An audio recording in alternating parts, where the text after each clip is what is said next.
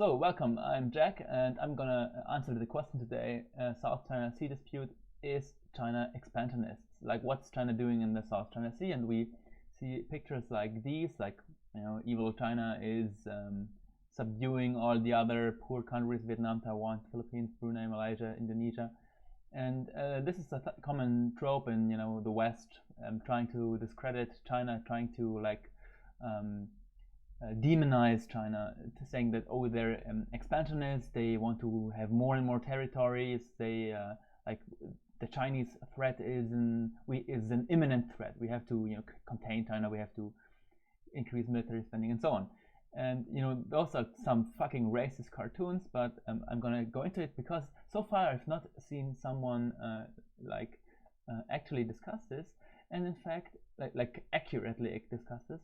And in fact, even in leftist circles, this is a issue that is often not really understood by many people. And so I'm going to explain like the historical context of the South China Sea and also like other border disputes. So this is a map of Taiwan's territorial claim.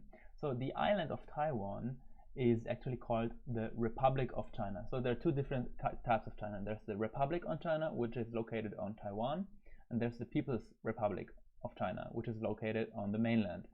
And in 1949, after the Civil War, the Republic of China under Chiang Kai-shek lost the Civil War, and they relocated to Taiwan. And meanwhile, in the mainland, under Mao Zedong, they proclaimed the People's Republic of China.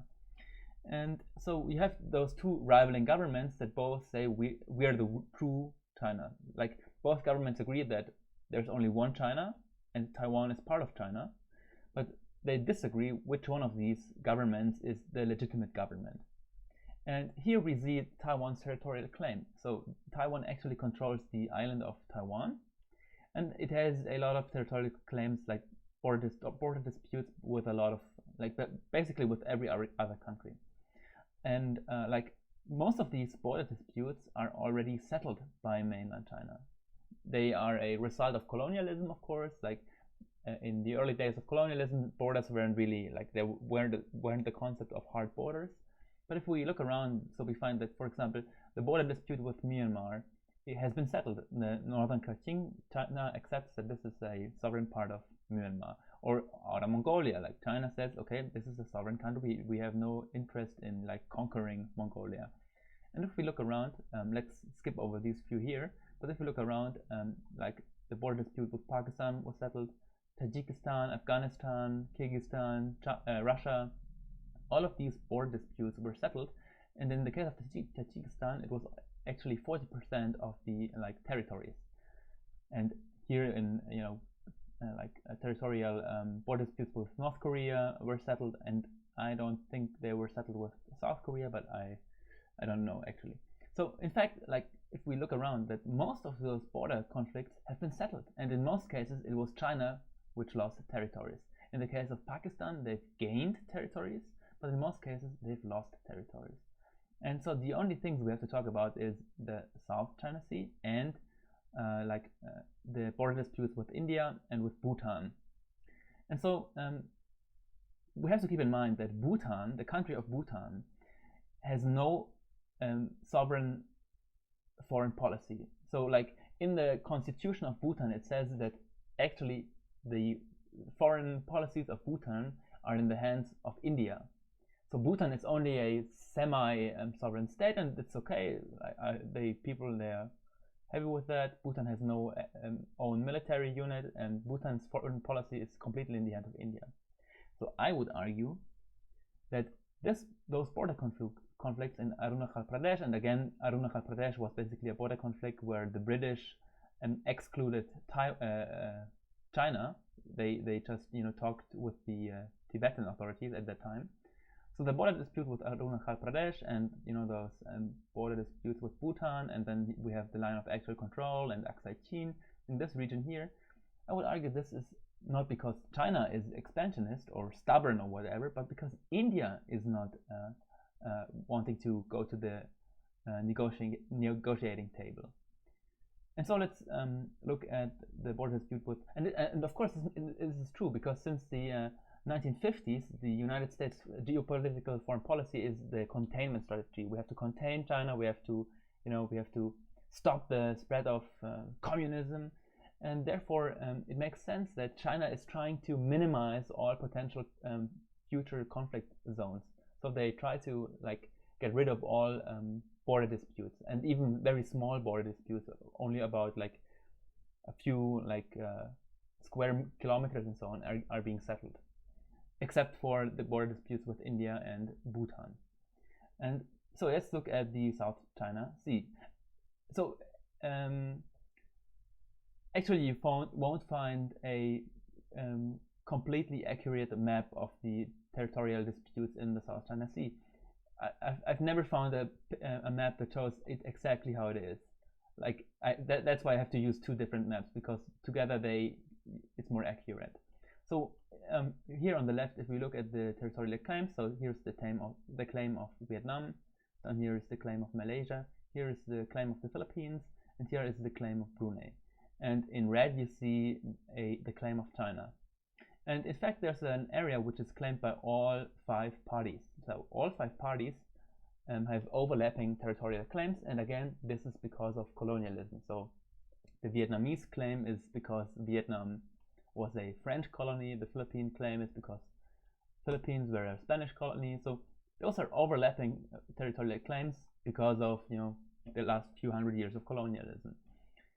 And the Chinese claim actually is not this continuous red line here.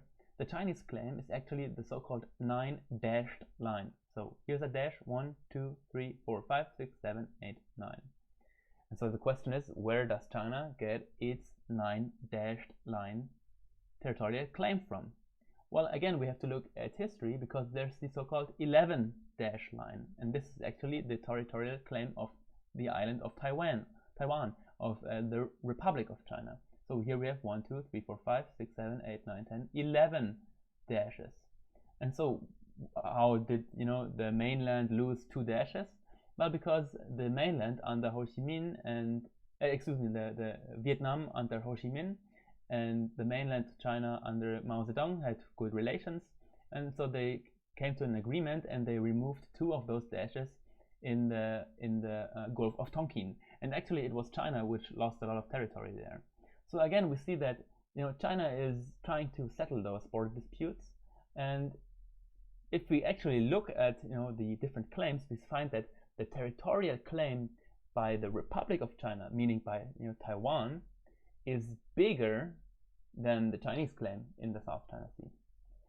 So again, I would argue that it's not China's fault that this issue is not being resolved. China has actually historically shown that they want to resolve this issue, but it's a complicated situation. Yeah, and so I want to jump to another, I want to do a little excursus. So here we have the lake constants in Germany and Switzerland and Austria, and there are three different opinions regarding this lake. So the Swiss authorities say, well, there's a border running directly in between the lake. So the Switzerland says this is our part of the sea, and this is our part of the lake, and the north is the part that belongs to Germany, and here's a small area that belongs to Austria. Austria actually says this whole lake belongs to everyone. So it belongs to Austria, it belongs to Germany, it belongs to Switzerland. And Germany actually says that, we don't care, we don't bother, we have no opinion on that. So you have 3 different opinions, the lake is divided, the lake belongs to everyone, and I don't know. But all 3 countries agreed that, it would be stupid to fight a war over this issue. And so what they did is they founded an agency. There's a certain agency for this lake Constance that is dealing with the day-to-day business whenever there's there is a dispute or whatever. And in the other case, Germany has actually another disputed water border with the Netherlands, and this is actually almost 200-year-old border conflict. And Germany and the Netherlands in the last 200 years, they fought I don't know how many wars against each other, and this border conflict was never resolved. And again, both countries decided it would be stupid to fight another war about this conflict, and they founded a certain agency And every time there's a dispute, every time there's a problem, they basically ask the agency to rule it out, to find a solution. And so this is also true for the South China Sea. So there's ASEAN, and ASEAN was actually founded by the Western world, again, in order to contain the spread of communism. And so this is why in the ASEAN group, China is explicitly excluded. But on the other hand, so after in later days, there was the China-ASEAN group, and basically there's the China-ASEAN trade agreement where they say that we want to settle, peacefully settle all issues regarding the South China Sea. So they say basically we agree that we disagree, and now let's try to find a day-to-day modus operandi while still everyone keeps their claims and no borders is actually defined and so on. And what all those parts in the group agree on is that we will find a solution ourselves. We don't want any interference. But the thing is that countries like the United States, for example, or even Germany, they always use this territorial dispute in order to provoke China, to provoke the different parts in the region. So if we go back to this map, so what would happen, for example, is that a United States battleship would sail, let's say, in the Philippine claim, and so they would say that actually we're in Philippine waters. So the Philippines are one of our allies, and we are not in any Chinese waters. And so China would say that get out of our territory, out of our territorial waters, and the United States would skim the border, the sea border, only 200 meters away from the border. They would skim it with their like a sharp razor blade, and they would say we're in international waters, so what's your problem? Or I think it was 1 year ago, a German battleship entered the sea, and again they said we're not in Chinese waters, we're in the Philippine waters or wherever, and they actually asked China if they could refuel in a port, in a Chinese port, and China said, no, you cannot refuel your battleship in our port. Get out of our waters. And so we see how the West is always trying to provoke, to stir up problems in the region. Meanwhile, all countries agree that we don't want any interference. And actually, there was a so-called court of arbitration where the United States, it was a privately funded court by the United States. It's not a legitimate court. It was a fake court where they gave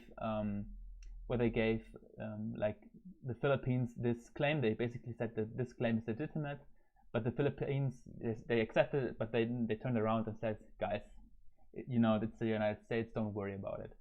And actually there's a good lecture by KJ Noh, KJ Noh, about the South China Sea, and he talks a lot more about UNCLOS, United Nations Charter of the Law of the Sea. He goes way more into detail, so I'm gonna link it in the description. Okay, so this is how basically the West is always trying to contain China, to provoke China, etc.